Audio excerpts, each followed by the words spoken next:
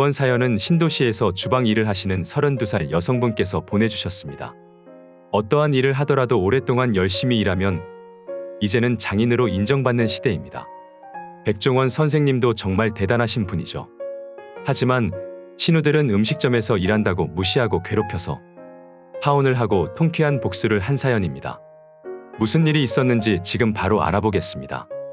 안녕하세요. 저는 최근까지 예비 신부였던 32살 여자입니다. 아직도 예단 어쩌고 하는 사람이 있더라고요. 예비 신랑은 35살이고 프랜차이즈 음식점에서 매니저를 하고 있습니다. 그리고 저도 음식점에 일하고 있고요. 예비 신랑은 레스토랑에서 일하고 있고 저는 만두집에서 일하고 있어요. 서로 다른 음식점입니다. 가깝긴 하고요. 저는 원래 작은 회사에서 직장 생활을 했었습니다. 그때 제일 행복한 시간이 점심시간이었어요. 제가 뭐 하나에 꽂히면 질릴 때까지 그 음식만 먹는데 그러다가 만두에 꽂히게 되었는데 질리지가 않더라고요. 그 만두집을 거의 2년 동안 점심마다 계속 갔으니까요. 근데 다니던 직장이 망해서 하루아침에 백수가 되었고 직장을 가지 않으니 그 만두집에도 갈 일이 없었습니다. 그러다 한 달 정도 지나 너무 생각나서 찾아갔다가 만두집 사장님과 한참을 이야기하고서는 바로 취직하게 되었어요. 그때가 제 나이 27살이었습니다. 사장님 곁에서 3년 가까이 일했고 가게가 잘 되어서 신도시 근처로 분점을 낸다고 해서 저도 따라갔습니다. 예비 신랑은 제가 분점으로 옮기고 나서 만나게 되었고요. 처음 제가 기억하게 된 이유가 매일 가게에 왔었는데 오는 시간대가 식사 시간을 피해서만 왔어요. 나중에 알고 보니 건너편 레스토랑에서 매니저를 한다고 하더라고요. 그래서 제가 만두 엄청 좋아하시나 봐요. 라고 물어봤는데 만두가 아니라 제가 좋다고 불쑥 저에게 말하더라고요. 그렇게 제 인생 첫 고백을 만두집에서 김치 자르다가 받았습니다. 제 인생 매 순간마다 만두가 함께 했었네요. 지금껏 긴 머리를 해본 적도 없었고 염색 같은 것도 모르고 살았습니다. 늘 짧았고 그냥 묶고 다녔거든요. 근데 제가 이쁘답니다. 첫눈에 반했다면서 그렇게나 옆에서 난리를 치는데 저도 슬슬 마음이 열리더라고요. 제가 일주일에 딱 하루 목요일에 쉽니다. 그 하루를 쪼개가며 연애를 했고 결혼까지 생각하게 되었네요. 결혼 이야기가 나오면서 이제는 우리 둘만의 문제가 아니더라고요. 그래서 자연스럽게 가족들도 알게 되었어요. 예비 신랑에게는 누나가 둘 있습니다. 그 둘이서 함께 옷 수선집을 하고 있다는데 세탁소랑 비슷한 것 같아요. 예비 신랑의 아버님은 재작년에 돌아가셨고 지금은 어머님만 혼자 지내신다고 이야기하더라고요. 그러면서 자기 큰 누나가 정말 고생을 많이 했다고 자주 이야기하더라고요. 거의 가장처럼 집안을 지켰다네요. 결혼은 자기 빼고 다 했다고 하면서 그래서 예비 신랑이 결혼하기를 엄청 기다린다고 했습니다. 결혼 이야기를 하고 양가 부모님께 인사를 드리고 나서 예비 시누이만 따로 3번을 만났습니다. 대단하더라고요. 제가 일 때문에 바빠서 시간이 없다고 하면 직접 일하는 곳으로 찾아오기까지 했습니다. 미치는 줄 알았어요. 분명히 저는 음식점에서 일한다고 이야기했는데 계속 저보고 만두 빚는 일을 한다고 말하더라고요. 물론 저희 음식점은 만두를 직접 빚어서 하긴 합니다. 근데 제 직업이 만두 빚는 건 아니잖아요. 하루에 몇 개까지 빚어봤냐?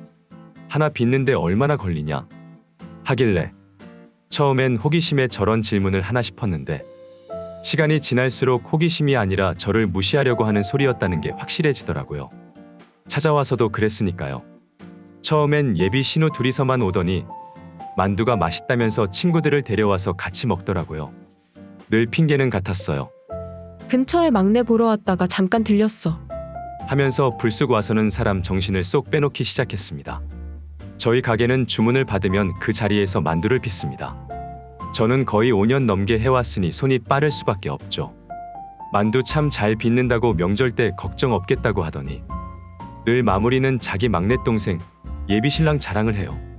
그러다가 어떤 눈치 없는 친구분이 막내동생도 지금 일하는 곳이 음식점 아니냐고 비슷한 거 아니냐고 하자 예비 큰 신우는 표정이 굳더니 비슷하긴 뭐가 비슷하냐고 엄연히 대기업에서 아주 체계적으로 하는 음식점인데 그런 대기업 프랜차이즈 음식점에서 매니저를 하고 있으니 대기업 다니는 거랑 마찬가지라고 하더라고요. 목소리가 워낙에 커서 다 들렸고요. 그때마다 정말 웃음밖에 나오지 않았습니다. 다르면 얼마나 다르다고. 그런 일들을 예비 신랑에게 모두 이야기했지만 그냥 웃기만 하더군요. 큰 누나가 원래 그렇다고 하면서요. 근데 막내 동생 자랑도 좋고 비교하는 것도 다 좋은데 외상까지 하는 거는 그건 선을 넘은 거죠. 3번을 연속으로 외상하더라고요. 어찌나 많이 먹는지 튀김 만두를 3접시씩 먹더라고요. 처음 3번은 그러려니 했는데 한 번은 5명 가까이 데려와서 실컷 먹어놓고는 외상한다고. 월말에 큰돈이 들어오니 그때 준다면서 응, 다음에 줄게. 하고 나가버리더라고요. 그래서 예비 신랑에게 그날 일을 이야기하니 깜짝 놀라면서 외상값이 얼마냐고 자기가 내준다고 하길래 제가 그때 엄청 화를 냈습니다. 지금 돈 때문에 그러는 게 아닌데 돈 받자고 내가 이러냐고 소리를 질렀어요. 외상값이 문제가 아니라 그만 오게 하라고 미치겠다고 했거든요. 그리고 며칠 뒤 또 예비 큰 신우가 왔습니다. 잔뜩 화가 난 표정으로 와서는 외상값 주러 왔다면서 서너 명이서 테이블에 앉아 전골이며 튀김이며 먹더니 통장에 잔고가 없다고 또 그냥 가버렸어요. 올 때마다 너무 시끄럽고 돈까지 내지 않고 가버리니 저도 눈치가 많이 보였습니다. 폭발하기 직전이었어요. 그러다 어느 날은 저희 가게 마감 2시간 전에 친구들을 잔뜩 데리고 오더라고요. 예비 신우들이 같이 왔고요. 저희 가게 매상 올려주겠다면서 이번에 자기 지인들하고 여기서 회식하기로 했다고 엄청 생색을 냈습니다. 예비 작은 신우는 서비스를 많이 달라고 하고 그렇게 10명이 우르르 들어왔습니다. 마감 2시간 전에요. 술만 마시지 않으면 오래 걸리지 않으니 처음엔 크게 걱정하지 않았어요. 지금껏 술을 시키지 않았거든요. 근데 자리에 앉자마자 술부터 시키더라고요. 그래서 제가 마감이 2시간 남아서 그러니 술을 먹는 자리면 다른 가게를 가는 게 좋을 것 같다고 정말 정중하게 이야기해줬습니다.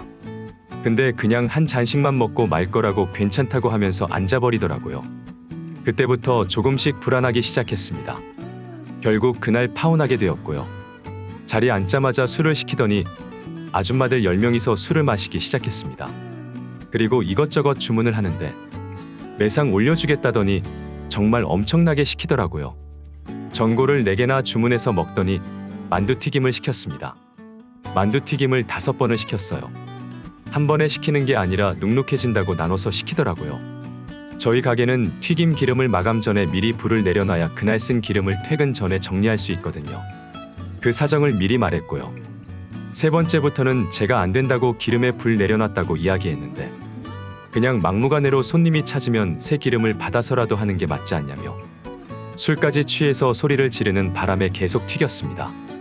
밤 9시가 되었는데도 나갈 생각이 없어 보이더라고요. 직원들이 옆에서 청소하고 눈치를 줘도 소용없었습니다. 9시 10분쯤 제가 다가가서 가게 문 닫을 시간이라고 이야기하자 엄청 짜증 부리면서 일어났습니다. 그리고 결제를 하려 하는데 이번에도 월말에 준다며 그냥 가려고 하더라고요. 그래서 제가 붙잡았습니다.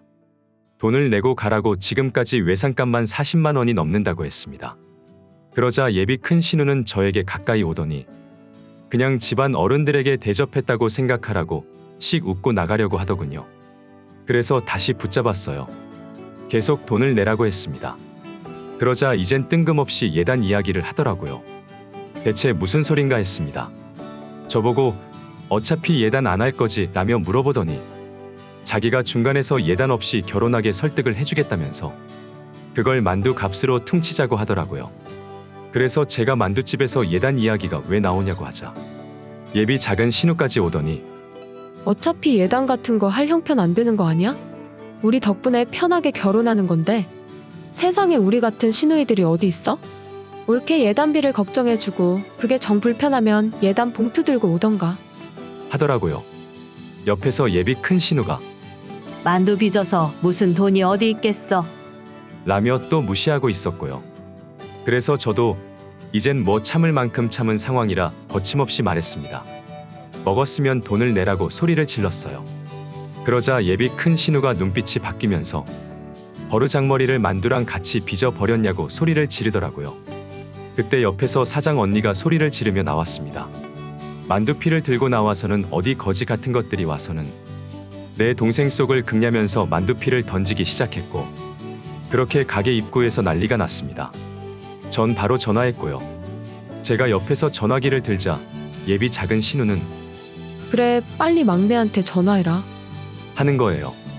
그래서 바로 지금 경찰서에 전화하고 있는데요. 라고 이야기하고선 지금 10명이 와서 무전 취식하고 나가려 한다고 말했습니다. 다 들으라는 듯이 큰 소리로 또박또박 전화 통화를 했고 예비 신우랑 같이 온 일행들이 갑자기 지갑을 열더니 그날 먹은 값을 서둘러서 내고 가버렸습니다. 예비 신우들도 욕을 하며 가려고 하길래 제가 다시 붙잡았어요. 그리고는 가게 문을 잠가버렸습니다. 남은 돈 다 내고 가라고, 아니면 경찰 올 때까지 기다리자고 했어요. 어이없게도 예비 신우들은 둘 다 지갑조차 없었습니다. 애초부터 돈 낼 생각이 전혀 없었던 겁니다. 경찰분들이 도착했고 나중엔 예비 신랑도 달려왔습니다. 저에게 엄청 화를 내더라고요. 이런 일로 가족끼리 그러냐고, 경찰은 왜 또 불렀냐면서 저에게만 뭐라고 하고, 심지어 예비 작은 신우는 보란듯이 제 앞에서 울기까지 했습니다.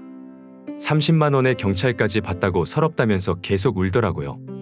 예비 신랑이 남은 외상값을 자기가 낸다고 하길래 제가 예비 신랑에게 지금 돈이 문제냐고 확 쏴붙였습니다. 그러자 예비 큰 신우가 알겠다고 돈을 빌려서 주겠다면서 내려가서 현찰을 뽑아서 오더군요.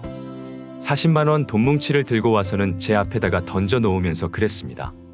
그 30몇만 원 하는 거 그냥 40줄 테니까 남는 건 만두피나 더 사다가 쓰고, 나중에 결혼하고 보자고 하길래 그 자리에서 10만 원 빼서 예비 신랑에게 줬습니다. 집에 들어갈 때 약국에서 약이나 사서 가라고 했어요. 그리고는 그 자리에서 예비 신랑 귀싸대기를 올렸습니다. 두 예비 신우들은 비명을 지르고 사장 언니도 놀라더라고요. 예비 큰 신우는 저에게 소리를 지르며 어디 만두나 빚던 게 우리 귀한 막내를 때리냐며 소리를 지르기 시작했고 저도 대놓고 질러버렸어요. 평생 골방에서 바느질만 하느라 세상 돌아가는 걸 모르냐고. 예단 웃기네. 만두도 아깝다. 남의 옷을 꿰맬 게 아니라 본인 입부터 꿰매놔야. 당신 막내 동생이 장가를 갈 수 있을 거라고 질렀습니다. 그때가 거의 밤 11시가 다 된 시간이었고 그렇게 그날 파혼하게 되었습니다. 저는 파혼도 만두집에서 했네요. 후회는 없습니다. 외상값도 다 받아냈고요. 그날 이후로 전 남자친구는 저희 가게 근처도 오지 않더라고요. 나중에 제 가게를 낼 때까지 저는 그냥 원래 살던 대로 열심히 바쁘게 지내려고 합니다. 감사합니다. 이번 사연은 여기까지입니다. 요즘 사회에서 최고의 문제가 아닌가 싶습니다. 아무 말도 못하는 사람이 갑자기 위치가 조금 바뀌었다고 해서 선을 넘는 갑질로 사람을 괴롭히네요. 정말 힘든 거는 갑자기 위치가 바뀌어 갑질하는 사람들은 정말 사람 관리 못하고 사람만 지독하게 괴롭힐 줄만 안다는 겁니다. 이혼 잘하셨고 예비 신우도 귀싸대기를 올리고 싶네요. 나중에 사연자분 가게도 잘 오픈하셔서 가게도 잘 되시고 앞으로는 좋은 일만 있길 응원합니다. 오늘의 사연은 여기까지입니다. 사연에 관한 다양한 댓글 남겨주세요. 그리고 신청하실 사연이 있으시다면 아래의 메일 주소로 보내주시면 사연 제작을 도와드립니다.